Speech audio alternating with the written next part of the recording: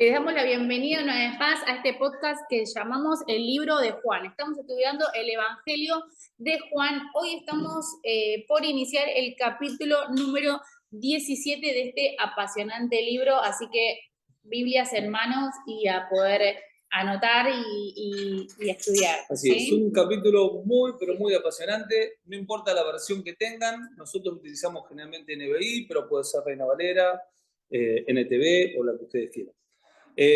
Estamos comenzando esta última cena de Jesús que comenzó en el capítulo 13 con Jesús lavando los pies de los discípulos, y ahora ya concluye con esta última oración llamada la oración sacerdotal, que ya en el capítulo 18 ya lo arrestan y ya va a la cruz, ¿no?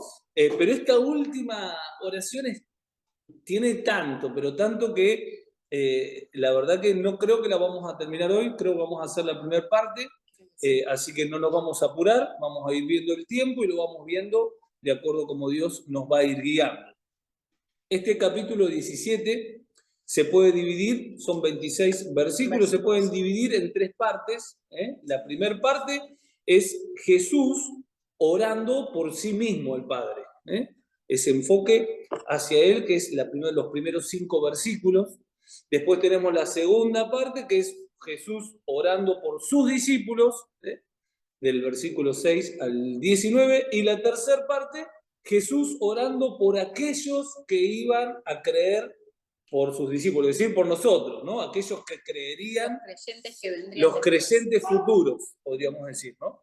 Que sí, eso es del versículo 20 al 26. Exactamente. Si podríamos decir que si tiene una columna vertebral o algo que lo identifica a este capítulo sería la oración, ¿no? Está muy enfocado en la oración, ¿no? En Jesús, desde Él, ¿no? Jesús con sus discípulos y Jesús por todos aquellos que algún día iban a conocerlos, ¿no? Como recién decía el pastor, esto de que por nosotros, ¿no? Porque un día llegamos y pudimos escuchar esa voz de Dios que nos llamaba y pudimos responder a ese amor que Dios un día expresó por medio de Jesucristo en la cruz, y acá estamos, ¿no? Y Jesús está, ¿no? Al final de este capítulo orando por ellos, ¿no? Por aquellos que iban a venir, es decir, todos nosotros. Exactamente, todo el capítulo es una oración de Jesús. Sí.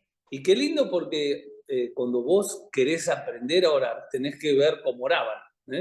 Entonces, ver cómo Jesús oraba desde el lugar que oraba, desde la posición que oraba, es sublime. Igual cuando vemos las oraciones apostólicas, ¿no? A lo largo de las cartas, pero es fundamental ver desde qué lugar se posicionaba. Recuerden que la oración es un tema que tenemos que seguir aprendiendo, tenemos que seguir creciendo, porque es nuestra comunión, es conectarnos a la fuente, es el crecimiento.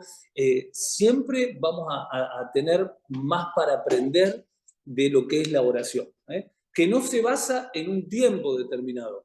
Recuerden que a veces hemos mal aprendido de que la oración es simplemente, bueno, voy a orar a la mañana antes de salir afuera para que no me pase nada. No, la oración es una vida de oración.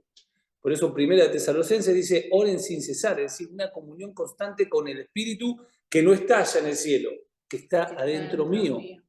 Entonces, todo el tiempo tengo que estar conectado con esa voz que está dentro mío, todo el tiempo tratando de estar atento. Hay momentos en los cuales me aíslo, trato de sacar todas las distracciones para enfocarme completamente, para orar, como Jesús oraba y se apartaba, ¿no? A veces hasta toda la noche estaba orando. Pero no significa que después me tenga que desenchufar, bueno, ya está, ya cumplí. Como no. Ya oré, ya está. No, es una constante, ¿no? Y que es verdad esto de que en otro tiempo por ahí uno entendía de que, bueno, oro a la mañana y ya está como que mi cuota cumplida, y en realidad uno constantemente está en una oración, en un constante pensar en ese Dios, en ese Creador, en ese amor que un día me alcanzó, ¿no? Y lo lindo es de poder decir, bueno, me voy a apartar un momento y voy a orar, ¿no? Y no es que va a tener mayor poder o autoridad si lo hago a la mañana, si lo hago a la tarde, o si lo hago a la noche, si lo hago en este auditorio, o si lo hago en mi habitación, o en el living, o en el baño de mi casa. No es el lugar en el que yo esté, ni cuánto tiempo me aparte, sino la disposición que haya en mi corazón, ¿no? Y eso es importante que siempre lo tengamos presente, que Dios no mira a nuestro exterior sino que mira lo que nosotros internamente estamos pensando. Él conoce todas las cosas, ¿no? Entonces, el tratar de ser genuino y si no tengo nada a orar, decir, "Ay, Dios, dame esas ganas de poder orar con vos, de poder hablar con vos, de poder comunicarme, ¿no?" Y a medida uno va creciendo en esto, no puede ir Exactamente, a veces uno ha más. malentendido de que podría, no sé, la oración de la madrugada es más poderosa que la oración de las 5 de la tarde. Es un error, ¿no? Un horario no te genera un poder, no determina. Lo mismo que una posición. Son mis primeros años de cristiano, tenía un almohadón que era para arrodillarme a orar y tenía que estar ahí arrodillado como si una penitencia mía o algo mío iba a ser de que Dios me pueda escuchar más o menos. Y recién cantamos, es por su gracia, no es por nuestra competencia, no es por nuestra fuerza. Entonces, entender la oración desde ese lugar es totalmente liberador porque empezás a disfrutar a Dios. No es padecer a Dios, es disfrutarlo, es estar hablando con Él, es estar diciéndole cuánto lo amamos, cantándole, agradeciéndole, estar caminando con Él. Recuerden que en el capítulo anterior, el capítulo 16, Jesús le dice a los discípulos, yo me voy, pero no se pongan tristes. ¿Por qué? Porque a ustedes les conviene que yo me vaya. Sí. ¿Por qué? Porque voy a enviar al Espíritu Santo y ya no va a estar con ustedes, va a estar en ustedes. Por eso es interesante que esta oración, Jesús dice de que la comienza mirando al cielo. ¿Por qué? Porque en aquel tiempo las oraciones eran hacia el exterior. En este tiempo, Dios, ¿dónde está? Adentro nuestro. No es que tengo, a ver, si quiero mirar al cielo está buenísimo, pero puedo mirar a la montaña, puedo mirar a la pared. Lo importante es entender de que ese Dios no está en el cielo, ese Dios está dentro tuyo. Entonces, posicionarse desde ese lugar ya te acorta un camino y te hace entender de que Dios está lo más cerca que pudo estar.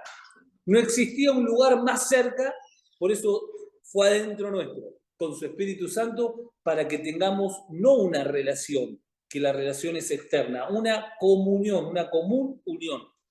Ese es el tiempo donde tenemos que ir viviendo y permitir que el Espíritu Santo nos lleve ahí.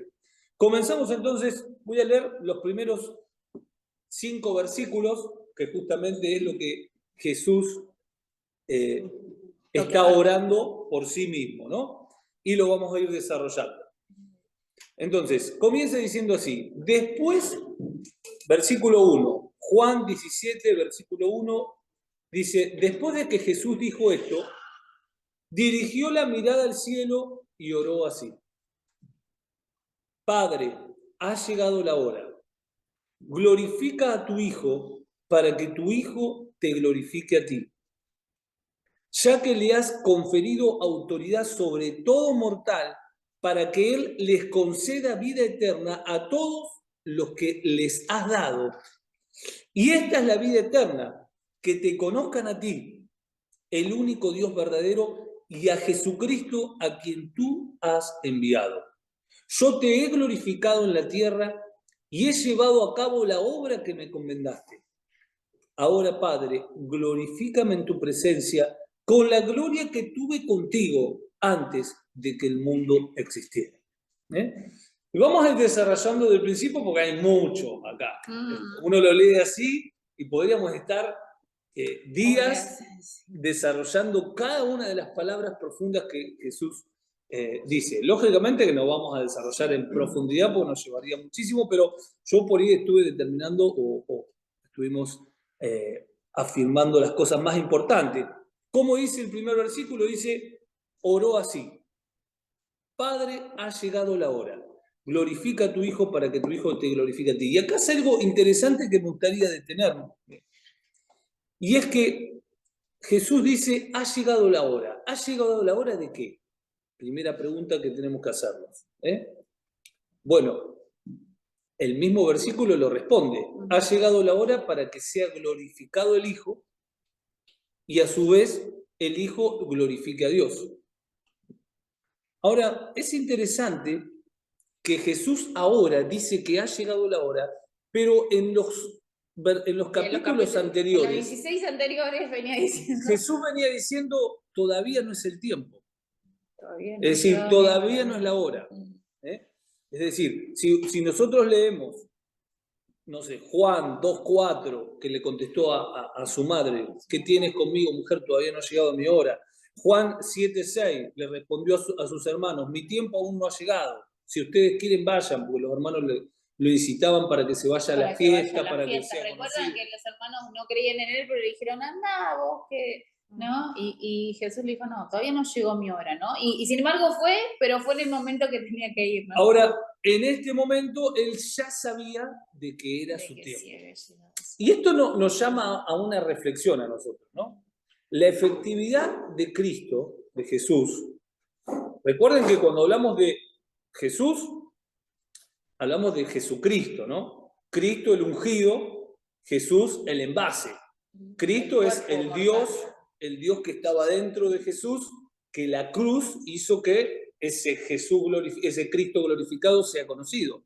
Pero Jesús en ese cuerpo, en la tierra, estaba limitado igual que cualquiera de nosotros. Con el Espíritu Santo, y todo lo que hizo, lo hizo por el Espíritu Santo, no por los atributos divinos que él tenía.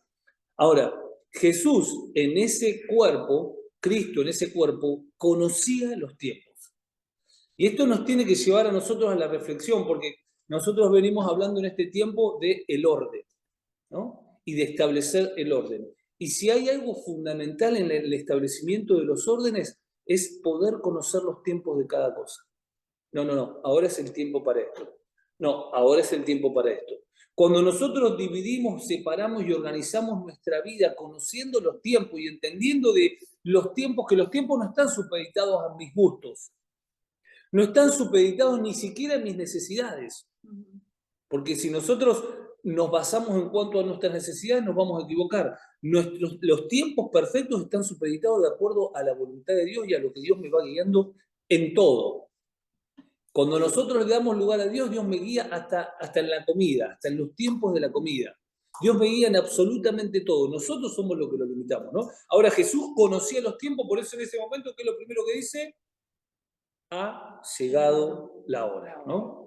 Ha llegado la hora, que se refiere a la hora de esa glorificación de Jesús que se cumpliría a través de su muerte, de su resurrección y de su ascensión.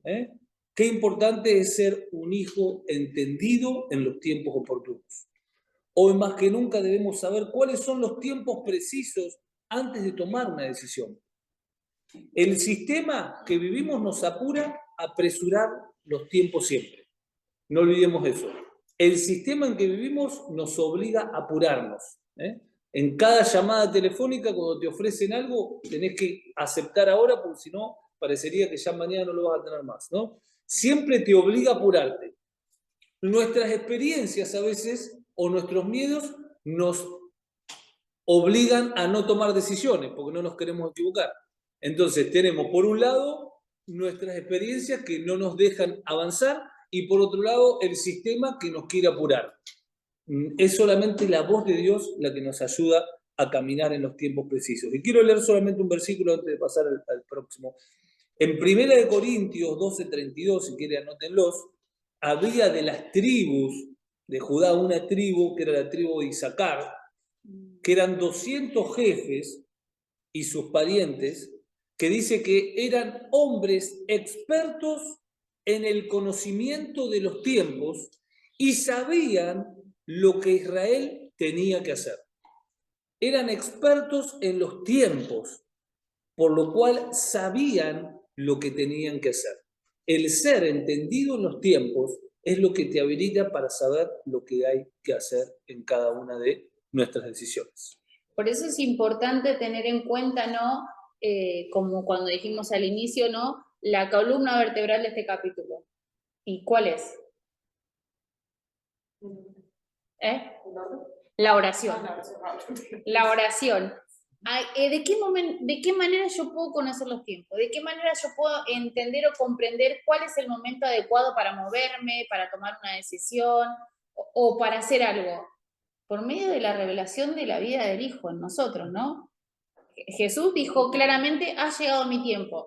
Y que nosotros que venimos estudiando, ¿no?, detenidamente todo este libro, en realidad, vamos viendo que a medida iban sucediendo acontecimientos, esas señales milagrosas, como las llama Juan, ¿no? El escritor de este libro, Jesús dice, no, todavía no ha llegado mi tiempo, ¿no? Y se va, no, todavía no ha llegado mi tiempo, constantemente como poniéndole un freno a todo lo que iba sucediendo. Y ahora Jesús explícitamente dice, ha llegado mi tiempo, ¿no? Pero qué importante que al momento de que Jesús lo expresa, no lo hace en cualquier contexto, sino en el contexto de una oración, ¿no? Y eso me da la pauta de la importancia de lo que es la oración en mi vida, ¿no? Es importante apartar ese tiempo, pero es importante esta constante del tener presente a ese Cristo en mi vida, ¿no? Que como recién decía el pastor, no es que antes habitaba en lugares externos y había que mirar hacia Jerusalén, había que hacer, pero hoy habita en nosotros. Entonces, qué importante eso siempre tenerlo presente, porque la cotidianidad, los quehaceres, las labores diarias hacen que yo me olvide y me desvíe de lo importante, ¿no? Claro, Es esta comunión. por eso es tan importante dividir los tiempos y entender que estamos en el nuevo pacto, no en el antiguo pacto, porque antes justamente se oraba 3 veces por día mirando para Jerusalén. ¿Por qué? Porque Dios necesitaba darte la respuesta a través de un profeta, pero de una manera externa. Hoy tenemos la respuesta todo el tiempo dentro nuestro. Entonces, no es 3 veces por semana, es todo el tiempo que tenemos que estar en comunión con Él.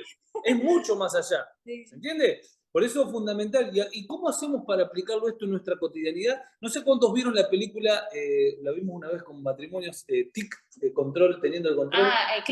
Click, ¿la vieron? La de Adam Sandler. No sé bueno, si nosotros nos tendríamos que imaginar esto. Cada vez antes de tomar una decisión, por mínima que sea, agarrar ese control de la vida, poner pausa y simplemente preguntarle a Dios, ¿qué hago?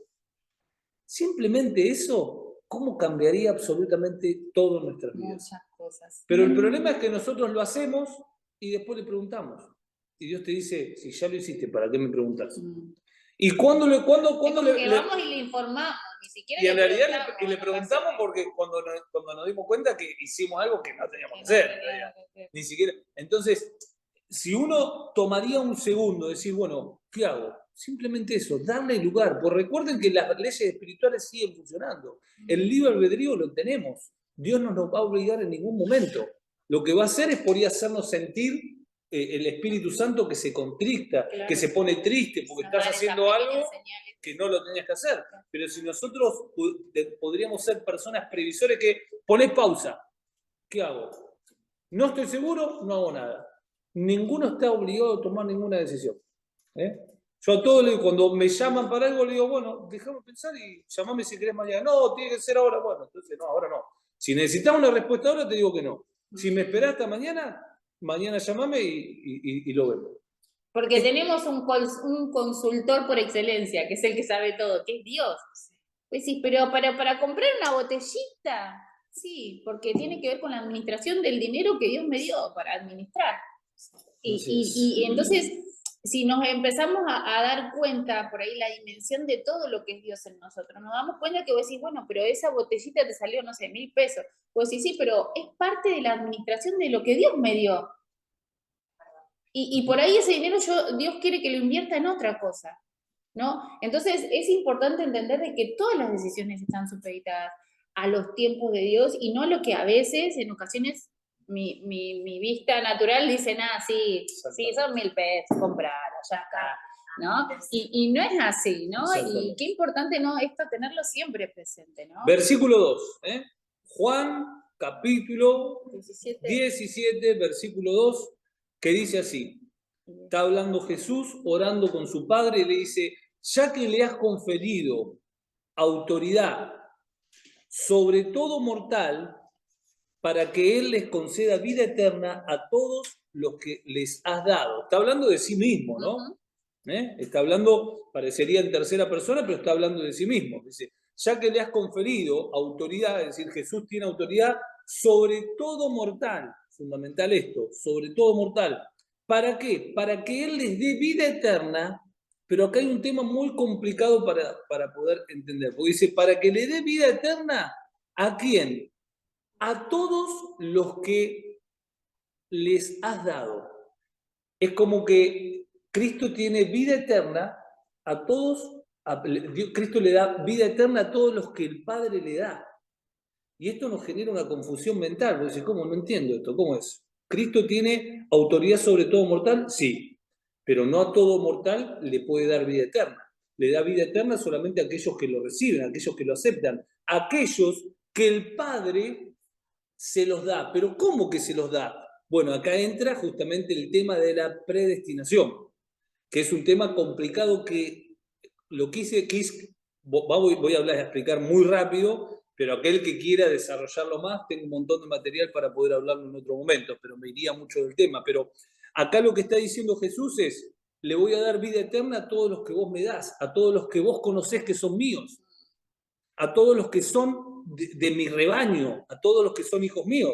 ¿Por qué? Porque acá lo que está hablando es que Dios ya conoce a todos aquellos que son salvos. Un paréntesis, ¿no? Entendiendo de que nosotros vivimos en un tiempo cronológico en el cual nuestra razón puede procesar, pero Dios habita en la eternidad. Él sabe lo que vamos a hacer pasado mañana y voy a decir, pero si todavía no lo vivimos. Él es atemporal, ¿sí? Entender eso, ¿no? Entonces, exactamente. Para por eso, comprender. ¿Qué es la predestinación? Es un concepto teológico que se refiere a la idea de que Dios ha determinado de antemano quiénes serán salvos o quiénes no, pero no por una acción o elección arbitraria, sino por su conocimiento anticipado de todo al no vivir en un tiempo cronológico establecido, ¿no? Y esto lo explica claramente Primera de Pedro 1, 1 al 2. Si quieren anotar, Primera de Pedro. Primera de Pedro.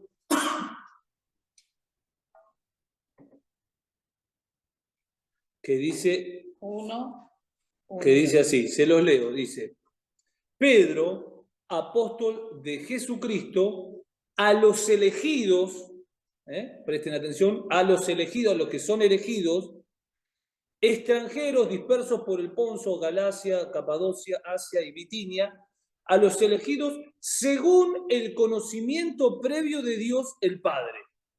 Es decir, hijos elegidos según el conocimiento previo del Padre. Hay otras versiones que dicen según la presciencia, que la presciencia es justamente el conocimiento previo de algo.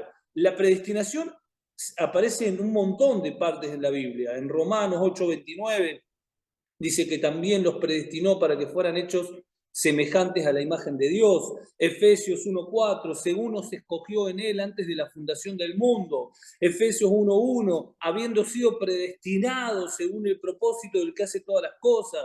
Juan 10:26, pero vosotros no creéis porque no soy de mis ovejas, o sea que ya estaban establecidas las ovejas, ¿no? Bueno, hay un montón de pasajes donde habla justamente de esta predestinación, pero es fundamental comprender este marco para que no nos genere un problema de pensar de que Dios es arbitrario y salva a quien quiera. No, Dios vive en otra temporalidad. Para Dios el tiempo no existe, por eso Él es el eterno yo soy. Él estableció un tiempo para que pueda efectuarse esta salvación, para que pueda haber un principio y un fin y nosotros podamos ser introducidos en esta eternidad, que es a donde vamos. Por eso Cristo nos da vida eterna. No solamente nos da vida. Por eso dice ese versículo que Jesús le da vida a todos los que Él se los dio. Este paréntesis sé que por ahí esto generó también un poquito de dudas. Después lo vamos a ir aclarando a lo largo del tiempo, pero no quiero meterme de lleno en la predestinación porque si no nos vamos de Juan 17. Pero como para poder comprender... ¿Se entendió más o menos? Es entender esto, ¿no? La deidad de Dios, que Él no es que es arbitrario, sino que Él ya vio la película terminada. Porque tenemos que entender algo. Dios no es que está funcionando el plan B de Dios. Dios crea todo, plan de emergencia. Comió la manzana, bueno, voy a tener que hacer algo. ¿Por qué? Apocalipsis dice, el cordero que fue inmolado antes de la creación del mundo. Es decir, Dios ya sabía todo lo que estaba pasando. No es que se le fueron los papeles, entonces ¿cómo hago para resolver esto? Ahora? Es fundamental comprender ese gobierno absoluto de Dios por sobre todo. Bueno, continuamos versículo 3, dice, y esta es la vida eterna. Está hablando Jesús, ¿no? Al Padre. Y esta es la vida eterna, papá, que te conozcan a vos, el único Dios verdadero, y a Jesucristo a quien tú has enviado, ¿no? Y acá va paso más adelante Jesús. Y está diciendo que la vida eterna no es solamente creer en Cristo, es llegar a ese conocimiento de Cristo. A veces hemos licuado demasiado el Evangelio y decimos, bueno, a ver, ¿querés ser cristiano? Bueno, repetí conmigo, ya sos cristiano. No, a ver, hiciste una oración nada más. Si no hay una transformación interna, si no hay un conocimiento de Dios, de ir a un conocimiento de Dios, estás en la puerta todavía. Por eso vemos muchísimos supuestos cristianos, pero en realidad solamente Dios sabe quiénes son cristianos o quiénes no. Ahora Jesús, ¿qué dice? ¿Cuál es la vida eterna? Que te conozcan a ti. Cuando habla de conocer, habla de una intimidad, ¿no?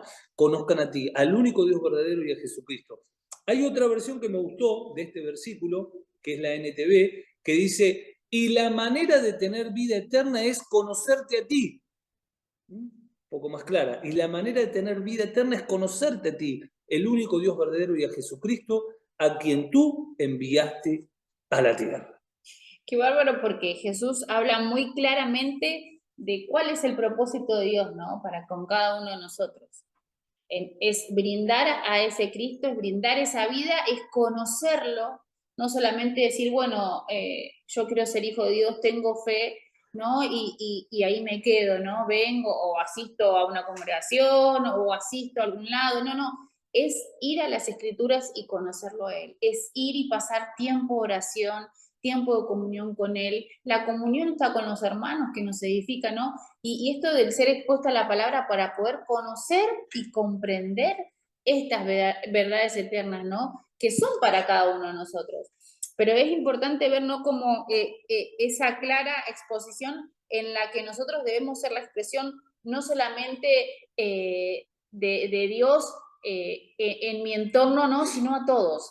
Porque acá Jesucristo dice, y esta es la vida eterna, que te conozcan a ti, el único Dios y verdadero, y Jesucristo, ¿no? A quien tú has enviado, ¿no? Diciendo de que no solamente tienen que conocerlo a Él, sino que tienen que creer en mí, en esta obra poderosa que fue la cruz, ¿no? Porque si vemos, Jesús lo dice luego de que haber dicho de que ha llegado la hora de ser glorificado, ¿no? Y esa glorificación que recién el pastor nos explicaba que tenía que ver con esa muerte y resurrección, ¿no? Y ascensión en la que nosotros, a través de Él, podemos tener ese espíritu glorioso en cada uno de nosotros, ¿no? Y la importancia de ver, ¿no? Y de ser el reflejo de ese Dios vivo. Y entender que Él es el dueño de nuestras vidas, ¿no?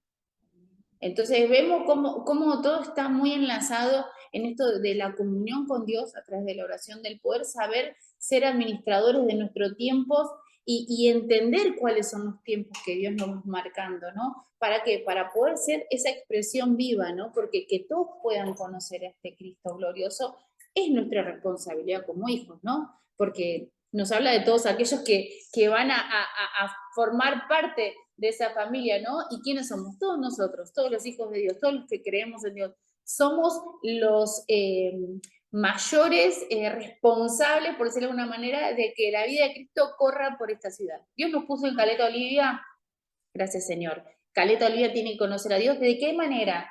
Desde cada uno de nosotros, entendiendo que tenemos que ser ese reflejo de Dios. ¿Y de qué manera puedo reflejar algo que conozco o que no conozco?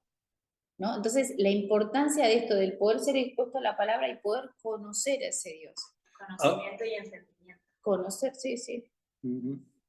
Ahora, el primer versículo comienza diciendo, glorifica a tu Hijo para que tu Hijo te glorifique, haciendo referencia justamente a esta obra que venía por delante, ¿no? De su muerte, su resurrección, todo lo que Jesús hizo, no solamente lo glorificó entre todos aquellos que creyeron, sino que también lo glorificó el Padre, ¿no? Ahora en el versículo 3 habla de otra clase de glorificación, porque en el versículo 4 dice, yo te he glorificado en la tierra, ya hablando de una glorificación pasada, y he llevado a cabo la obra que me encomendaste.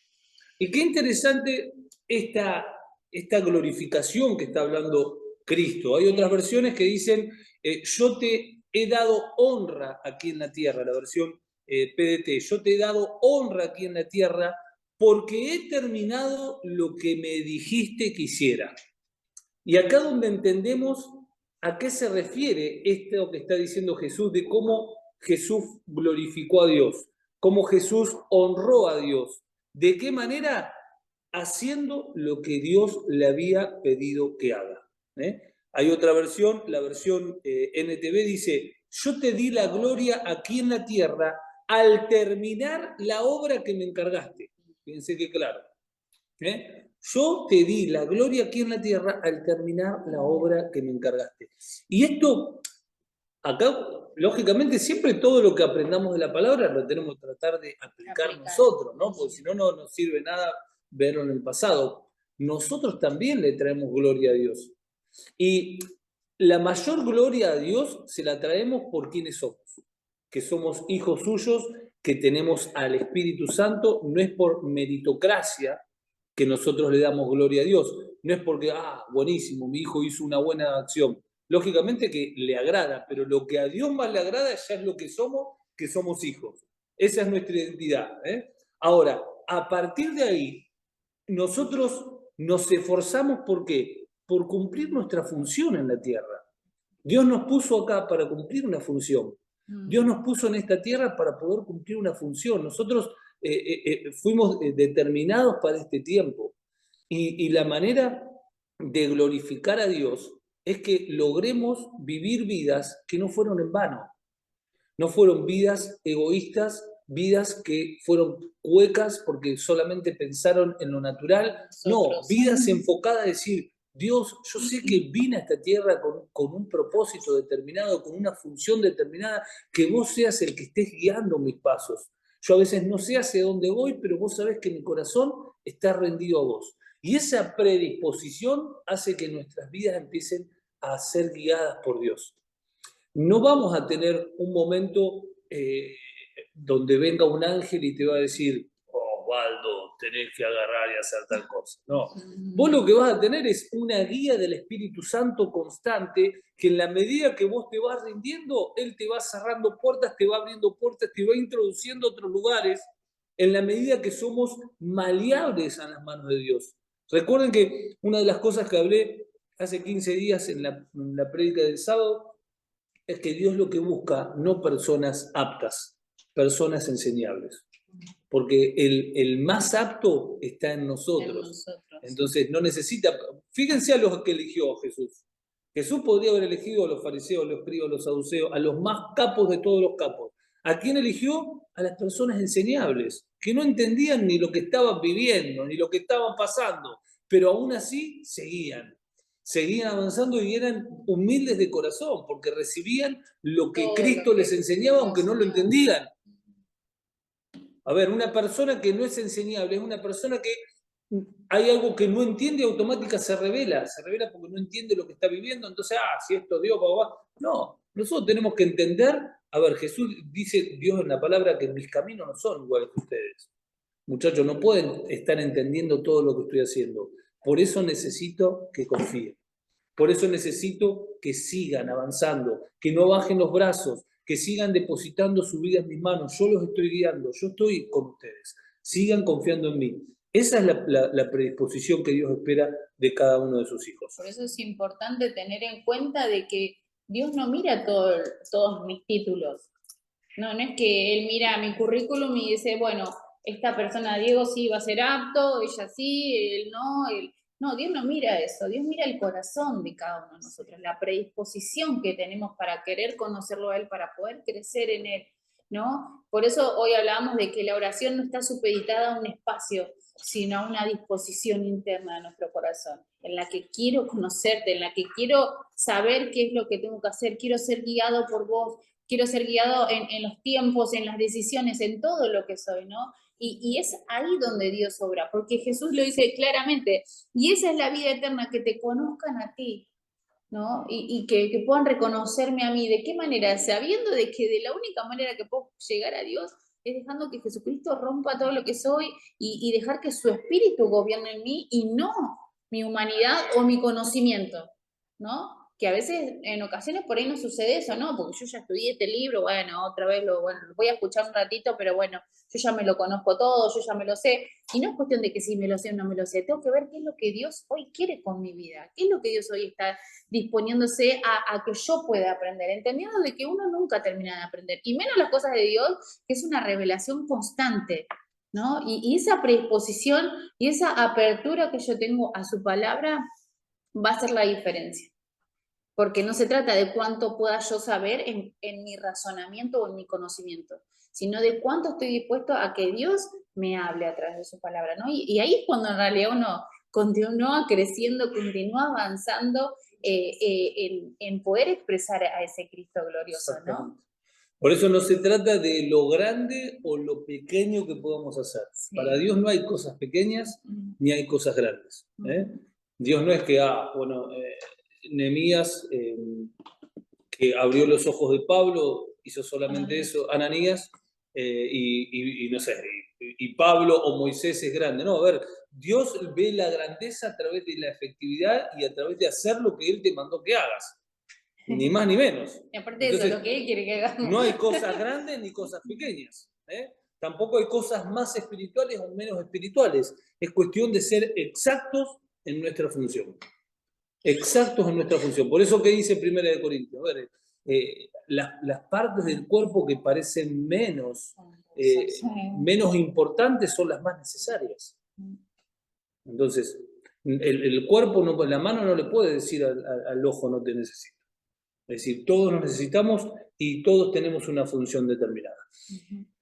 Termina esta primera parte Jesús diciendo, ahora Padre, versículo 5, ahora Padre, glorifícame en tu presencia con la gloria que tuve contigo antes de que el mundo existiera. Y acá es como que Jesús anhelando esa posición que tenía.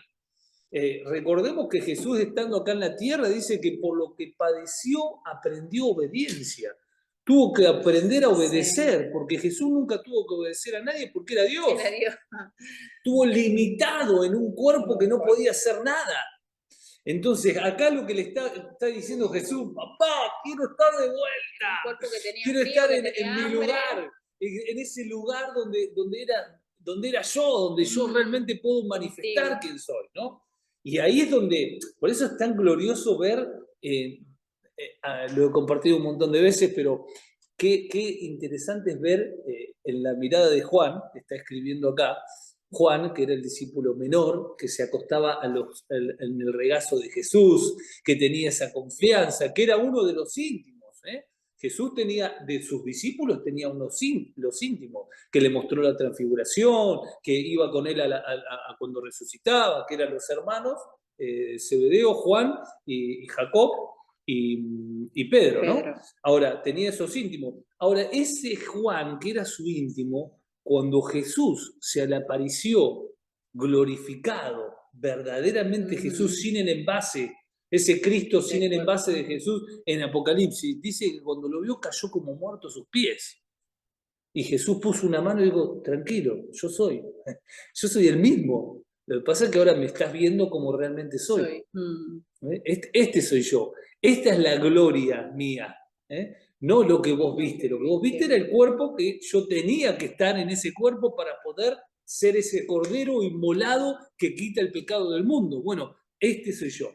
Este es Cristo, ¿no? Y ese es el Cristo que tenemos que ir viendo. Ese es el Cristo que se nos tiene que ir revelando. En el transcurso de la vida, no es a través de una reunión. Vine el domingo y ya se me reveló Cristo en el tercer cielo. No funciona así. Es una vida que tiene procesos, que tiene crecimiento, y en la medida que vamos avanzando, Dios nos va abriendo. Es como la semilla. Por eso Jesús dijo, aquella semilla que no cae en tierra, no muere, no puede llevar fruto. Pero para que lleve fruto es todo un proceso, es tiempo, son temporadas. Y ahí es donde tenemos que seguir avanzando y seguir permitiendo que el Espíritu Santo manifieste y haga crecer la vida del Hijo en cada uno de nosotros. A partir del versículo 6 ya comienza otra dirección. ¿Por qué? Porque comienza a orar por sus discípulos. Y comienza diciendo el versículo 6. ¿Hasta ahí vamos bien? ¿Alguna pregunta? ¿No? ¿O algún aporte? ¿Algo? ¿Venimos todos bien? Perfecto. En el chat también, si alguien tiene alguna pregunta o algún aporte ahí, Nos escribe. nos escriben. Están todos muteados, pero pueden escribir. Bueno, muy bien, continuamos. Ven ahí. Versículo 6, a partir del versículo 6 dijimos que cambia de dirección porque ya comienza a orar por los discípulos. ¿Y qué dice? A los que me diste del mundo les he revelado tu nombre. Nuevamente, miren, vuelve como la predestinación, ¿no? Es decir, a los que me diste del mundo, ¿no? A esos escogidos, a esos elegidos, les he revelado tu nombre. Eran tuyos, tú me los diste y ellos han obedecido tu palabra. Pregunta, ¿por qué dice que les he revelado tu nombre?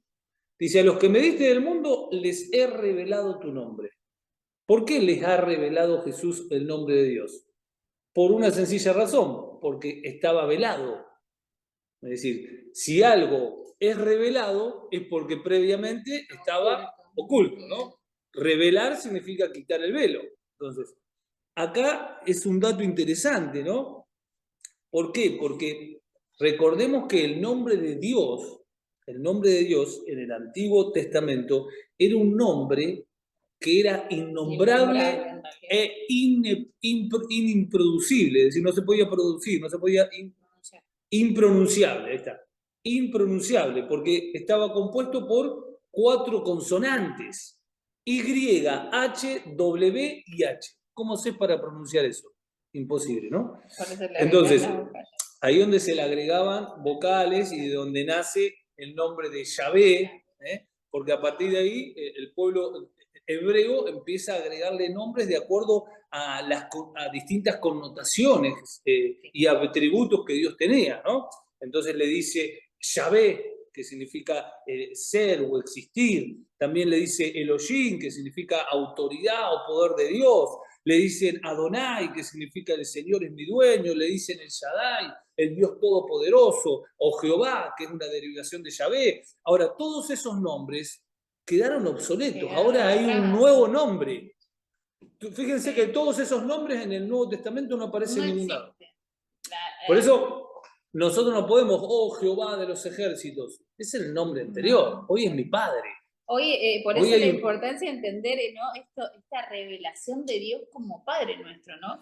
Que inclusive en el versículo 3 pudimos ver esto de que Jesús decía, yo, es que te den a conocer a ti. ¿Y de qué estaba hablando que te puedan conocer? Es esto, que puedan conocer la revelación de que hoy, porque nosotros vivimos después de la cruz, entender de que Dios es mi papá.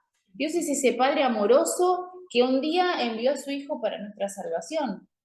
Y dentro de ese Padre tengo esa provisión, tengo ese Dios que me cuida, tengo ese Dios que me salva. No necesito hablar en el idioma que hablaban los judíos, porque en ese momento no se había sido revelado. Es este Dios que hoy disfrutamos por gracia, ¿no?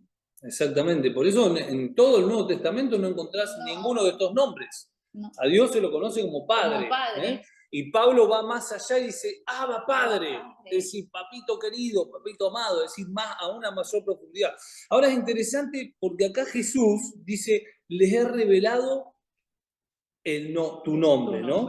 Y cuando habla de revelar el nombre, habla también de revelar su propio nombre, el nombre de Jesús. ¿Por qué? Porque en realidad cuando hablas de Jesús estás hablando de Dios. Claro. Jesús lo había dicho, a ver, el que me ha visto a mí, ha visto al Padre, ¿no? Que se lo dijo a Felipe. Y acá me adelanto un cachito, pero es para cerrar la idea. Fíjense lo que dice el versículo 11 del mismo capítulo 17.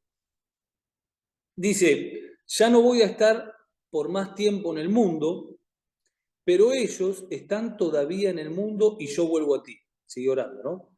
Padre Santo, protégelos con el poder de tu nombre, el nombre que me diste. ¿Ven? Qué clarito. Protégelos con el poder de tu nombre, el nombre que me diste. ¿Se entiende? Entonces, acá donde vemos justamente ese nombre de Jesús, que Jesús en su nombre y en su vida está revelando al Padre. Claro, revelando esta divinidad que hoy podemos comprender, ¿no? O llegar a tratar de comprender, ¿no? Que ese Padre, ese Hijo, ese Espíritu es uno solo. Que nosotros decimos la vida de Cristo habita en nosotros, ¿no? Por medio de su Espíritu habita en nosotros. Pero es Dios mismo, es su Espíritu, es Jesucristo, es esa Trinidad, ¿no? Y cómo Jesús trata de que nosotros podamos comprenderlo, ¿no? Porque nosotros somos seres racionales, en el que tenemos que procesar cada cosa que uno lee, procesar cada información que uno recibe, pero que Jesús lo explica así como para que nosotros podamos entender de que toda la plenitud, todo ese Cristo, todo ese Dios habita en cada uno de nosotros, ¿no? Por eso es importante entender de que esa eternidad que se nos fue brindada por medio de esa cruz, no es para que, bueno, tenga vida eterna, no, es para que hoy pueda disfrutar esa plenitud, para que hoy pueda disfrutar ese Padre amoroso, ese Padre que me provee todo lo que necesito y aún más de lo que necesito, para tener ese Padre que me protege en todo momento de necesidad física, emocional, espiritual, ¿no? Por eso la importancia de entender que acá Jesús les está diciendo, les he revelado tu nombre, es decir, ya no tienen que llamar a un Yahvé, a un Dios, a un Señor todopoderoso que estás en los cielos, no, porque estás en mi corazón. Entonces, papá querido, Dios mío, o Señor mío, o como ustedes quieran, pero entender de que es de cada uno de nosotros porque habita en cada uno de nosotros. Vimos al cerrar el capítulo anterior, perdón, en el capítulo anterior que Jesús les dijo, tranquilos, yo me voy, pero les envío un consolador, les envío una compañía que va a estar no solamente con ustedes como estoy yo ahora, sino en ustedes, ¿no? Entonces, pedirle a Dios la revelación de ese Cristo glorioso en cada uno de nosotros, ¿no? Por eso es tan importante entender esto, porque nosotros tenemos una comunión, una relación con Dios a través de la fe. Si la fe no existiría, nosotros no podríamos hacer nada. Jesús, en Hebreos 12, dice que fue el que comenzó, el iniciador y el consumador de la fe para que nosotros podamos entrar en la ecuación. Ahora, en esa fe, vos te podés parar delante de Dios de distintas maneras. Vos te podés parar como un esclavo o te podés parar como un hijo. Vos te podés parar como un Dios lejano que está allá o como un Dios cercano que está dentro tuyo. Y de acuerdo a cómo te parás y la posición tuya delante de Dios, es tu comunión y tu relación con Él. No se trata de alcanzar algo más, se trata de poder que Dios revele, que nos revele quiénes somos para Él y nosotros vivir desde ese lugar. Cuando vivimos desde ese lugar, nosotros no vivimos una vida que es trabajada. Yo me acuerdo que en la congregación teníamos una hermana, Elba, que ya partió con el Señor, tenía 200.000 años. Yo la vi el otro día. No, ¿Sí? no partió todavía.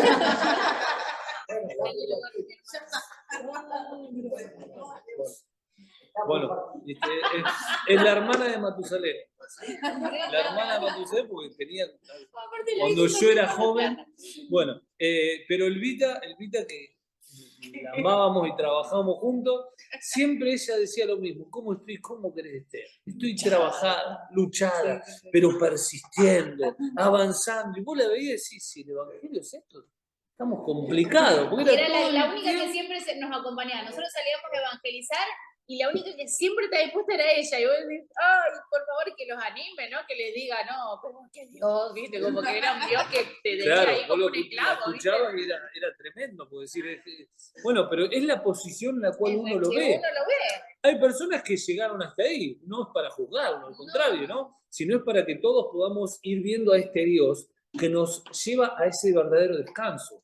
Él es nuestro descanso, Él es nuestra provisión, Él es nuestra plenitud, Él es nuestro gozo, Él es el que nos hace caminar y avanzar y lógicamente que nos esforzamos porque tenemos el pecado que mora en nosotros, que nos quiere hacer retrasar, pero cuando nos enfocamos en Dios, nuevas fuerzas tenemos y volvemos nuevamente a poder caminar en este gozo que es Cristo en nosotros, esa esperanza de gloria. Pero ese todo, esa revelación, viene solamente por medio del Espíritu.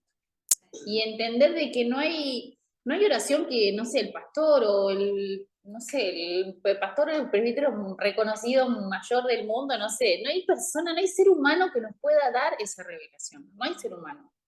Solamente el Espíritu, por eso la importancia de la oración, ¿no? Perdón que sea tan redundante con esto, pero la única manera de poder conocer este Cristo glorioso y de que ese Padre, ese nombre sea revelado en nuestras vidas, Es por medio del Espíritu. Ahora, porque pongámonos en contexto. ¿Ustedes se piensan que Jesús no oró por sus discípulos?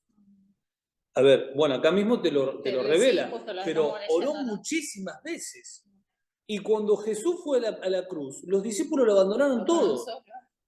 Solamente Juan lo siguió de lejos y Pedro que lo terminó negando. Es decir, la oración de Jesús, tendríamos que decir que no fue efectiva. A ver, el maestro por excelencia, uno lo terminó asesinando y los demás se lo terminaron dejando. Entonces, pero cuando ellos recibieron al Espíritu Santo y les fue revelado quiénes eran, ahí donde todo lo anterior fue ganancia y ahí entendieron todo lo que el maestro había sembrado en sus corazones. Y muchas veces pasa de esa misma manera con nosotros. Nosotros continuamos y por ahí una revelación de Dios hace que muchísimas cosas del pasado tengan ganancia, tengan sentido y seguimos avanzando.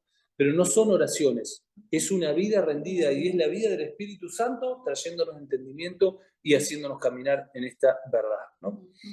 Versículo 7 dice, ahora saben, está hablando de los discípulos, ¿no? Recordemos que a partir del versículo 6 ya Jesús empieza a orar por los discípulos. Leo de vuelta el versículo 6 que dice, a los que me diste del mundo les he revelado tu nombre, eran tuyos, tú me los diste, ellos han obedecido tu palabra.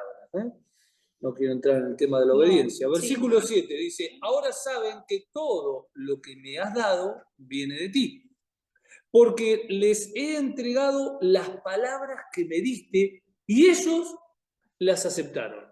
No las entendieron, pero las aceptaron, ¿no? Saben con certeza que salí de ti y han creído que tú me enviaste. Ruego por ellos. No ruego por el mundo, no, ruego por ellos, por aquellos que me has dado, porque son tuyos, ¿no? Qué interesante esto, ¿no? A ver, Jesús lógicamente que enseña que tenemos que orar por todos.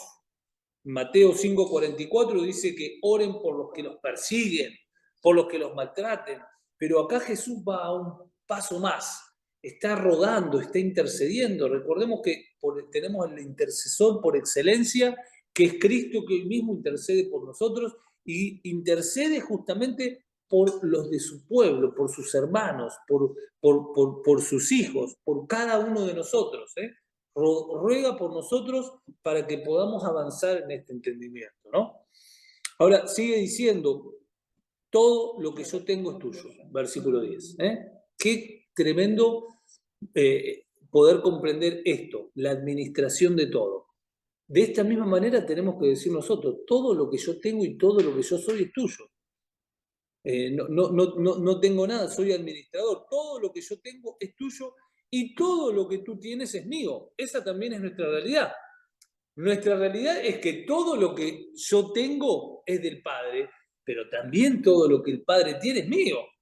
Entonces, así como yo tengo una responsabilidad de administrar todo lo que tengo, porque le pertenece al Padre, también camino en una libertad y en una fe y en una plenitud de saber de que todo lo que el Padre tiene es mío.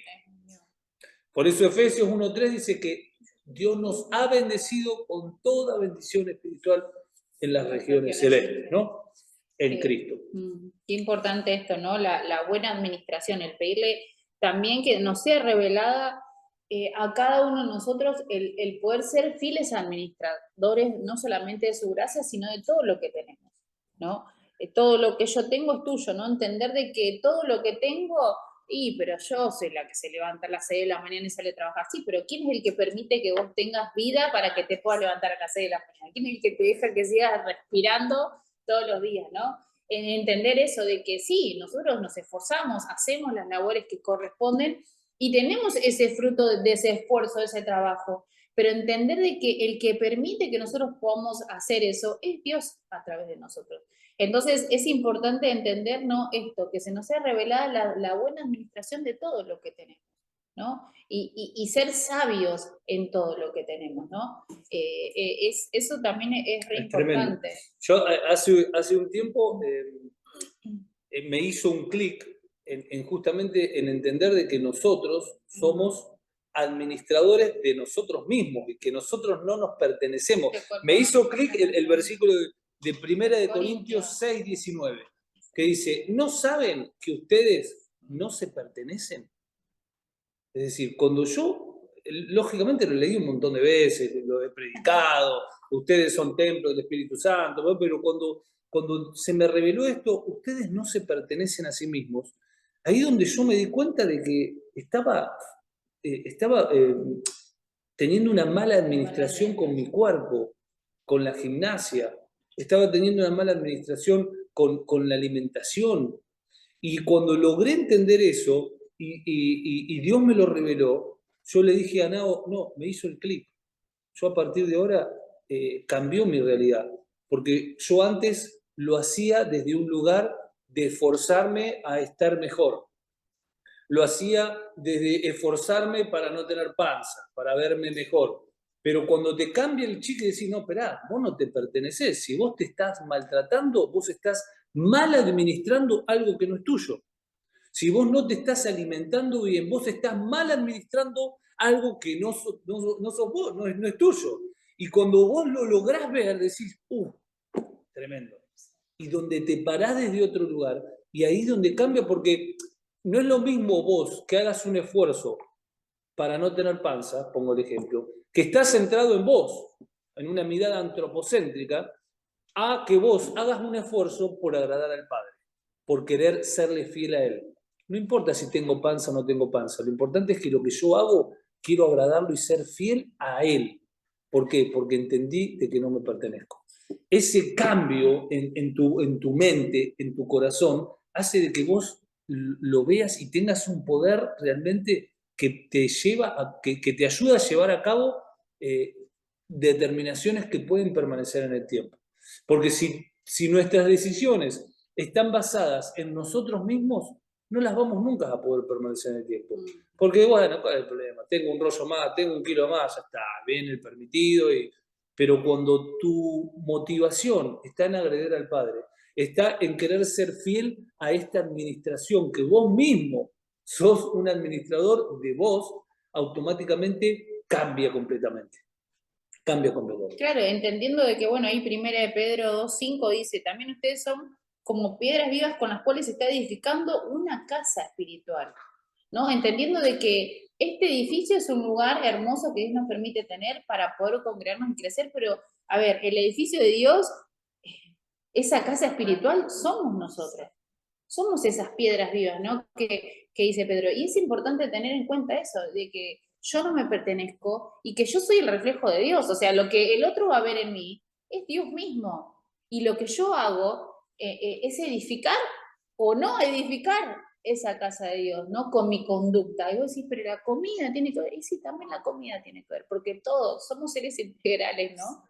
Entonces, entender que todo está supeditado al gobierno de la vida de Cristo en cada uno de nosotros. Versículo 11 dice, ya no voy a estar por más tiempo en el mundo, pero ellos están todavía en el mundo y yo vuelvo a ti. Padre Santo, protégelos con el poder de tu nombre, el nombre que me diste, nuevamente, para que sean uno. Hay un porqué, hay un objetivo, lo mismo que nosotros. Mientras estaba con ellos, los protegía y los cuidaba mediante el nombre que me diste. Y ninguno se perdió, sino aquel que eligió perderse. Guarda, eligió perderse, a fin de que se cumpliera la Escritura. Ahora vuelvo a ti, pero digo estas cosas mientras todavía estoy en el mundo, para que tengan mi alegría en plenitud, para que tengan mi gozo en plenitud. Yo les he entregado tu palabra y el mundo los ha odiado, porque no son del mundo, como tampoco yo soy del mundo.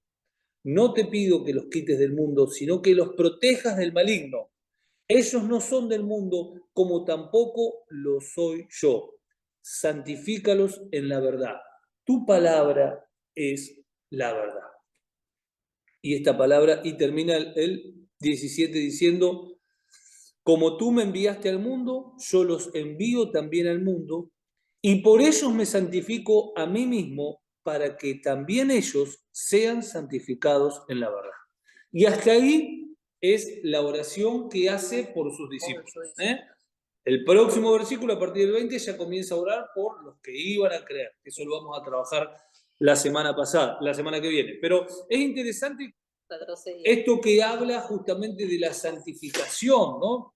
Es decir, santifícalos en la verdad.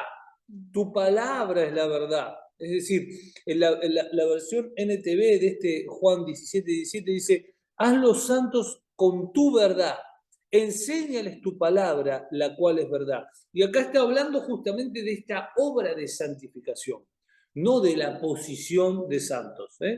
Cuando estuvimos estudiando esto, vimos y estudiamos la diferencia, ¿no? Justamente de lo que es ser santos en cuanto a la posición por portar a Cristo, que es santo, y lo que es la obra de la santificación, que es el perfeccionamiento de esta persona inmadura que va hacia una madurez.